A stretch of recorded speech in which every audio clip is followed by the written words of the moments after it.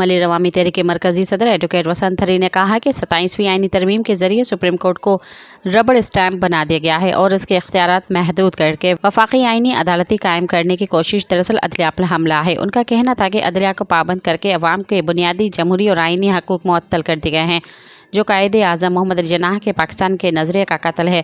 वसंत हरी अवामी press club Malir में अवामी तहरीक के programme met the press से खिताब कर रहे थे। इस मौके पर मरकजी मीडिया सेक्रेटरी काशिम अल्लाह, कराची डिवीज़न के सेक्रेटरी एडवोकेट अब्दुल्ला बप्पड़, अवामी तहरीक मलिर के सदर प्रहसुमरू अली मोहम्मद कलमती समेत दीगर रहनुमा भी मौजूद थे।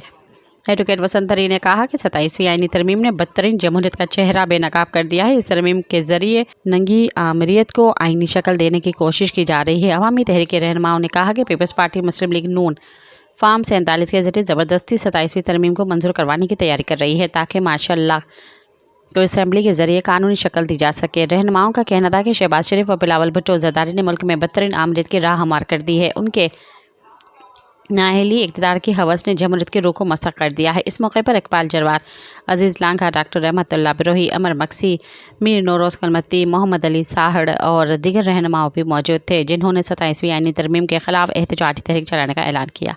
सब्सक्राइब कयो अवामी न्यूज़ HD के ऐं ताज़ा तरीन ख़बरुनि लाइ ॾिसंदा रहो अवामी न्यूज़ HD।